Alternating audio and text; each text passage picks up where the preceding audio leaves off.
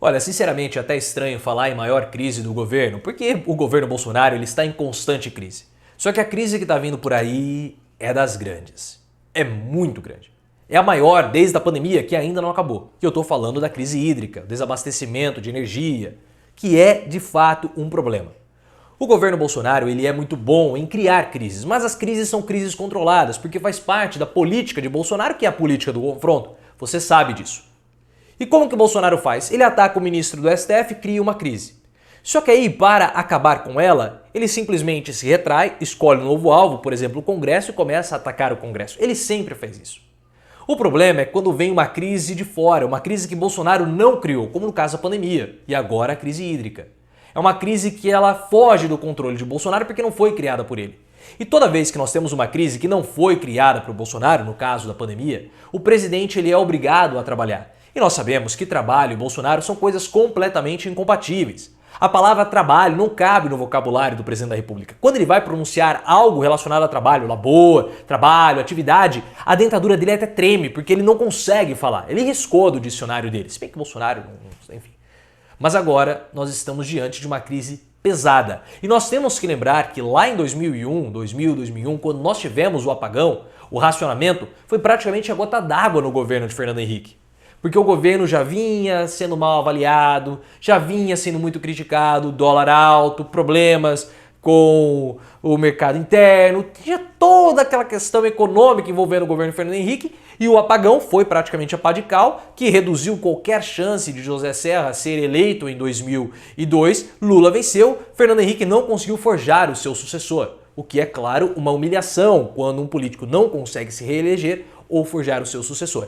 E agora nós estamos de frente também para o racionamento, segundo a informação do Ricardo Noblat do Metrópolis. Eu vou trazer essa notícia para vocês, vou comentar, claro, é uma crise importante, é uma crise séria, é a maior crise do governo, porque é uma crise interna. Não, os outros países não estão vivendo isso, como a pandemia, não é uma crise global, é uma crise interna. Até passou o mosquito aqui, vocês viram isso? Até passou, é uma crise interna e Bolsonaro terá que trabalhar, mas ele não trabalha. Racionamento de energia está vindo por aí. Isso vai atrapalhar a recuperação do governo. Isso atrapalha a recuperação da popularidade do Bolsonaro. Porque racionamento é chato de fazer. Aquelas pessoas que viveram, você não, porque você é jovem, mas lá em 2001 tiveram que fazer. Aí tinha que apagar a luz de casa, a geladeira tinha problema, aí não podia ver televisão, tinha que desligar, tinha que trocar lâmpada, tinha que tomar banho frio. E o problema não é somente nas residências, porque o que acontece? A bandeira fica mais cara, a usina precisa produzir mais, a usina não pode simplesmente, as indústrias, as fábricas não podem simplesmente parar de produzir, não podem fazer racionamento de energia, os produtos ficam mais caros. A inflação aumenta e a inflação está alta. O que acontece? A inflação aumenta, você reduz o consumo, você não consegue gerar emprego. Então, o racionamento que está vindo por aí é uma crise imensa e o governo ele é incompetente. As declarações do Paulo Guedes são declarações de um ser completamente obtuso. Ah, não adianta chorar. Então trabalha, Guedes. Você não trabalha, você é um preguiçoso, você não trabalha e fica falando para a população, ah, não adianta chorar. Faça o favor, pô. Faça meu favor, vá trabalhar. Eu sei que você não entende absolutamente nada de economia, mas trabalhe, pega um livro aí, vai ler, não sei, veja o canal para tentar aprender alguma coisa, faça um curso aí, um EADzinho para que você possa aprender alguma coisa, porque tá difícil. Você tá sendo cobrado pelo Centrão, o Centrão tá te pressionando, tá falando que você tá falando muita asneira, e de fato tá. Ah, não tem problema pagar um pouquinho mais caro? Não tem problema para você. Não tem problema para você. Mas perceba, por que ele fala que não tem problema? Porque ele não entende nada de economia. Ele entende que o aumento da energia elétrica não é somente um aumento ali na fonte que a pessoa vai pagar para CPFL, para Light. Não, ele não entende que isso acaba afetando toda a cadeia produtiva, deixando tudo mais caro. Ele é um imbecil. Racionamento de energia está vindo por aí. O governo não se entende sobre como tratar o problema. Vamos ler aqui a notícia do Noblat. Onde se lê, o governo federal estuda a adoção de um programa para economizar energia? Leia-se. O racionamento de energia está por começar. E o Bolsonaro pediu na live dele de ontem, por favor, vamos economizar energia. Vamos economizar energia. Inclusive, esse 7 de setembro, eu arrisco a dizer o seguinte, que depois do 7 de setembro, quando toda essa muvuqueira baixar um pouco de bola, baixar um pouco a bola, quando o Vila parar de falar golpe, coisa do tipo, nós vamos começar a falar do racionamento. Nós vamos começar a falar sobre isso. E a Eletrobras privatizada, hein?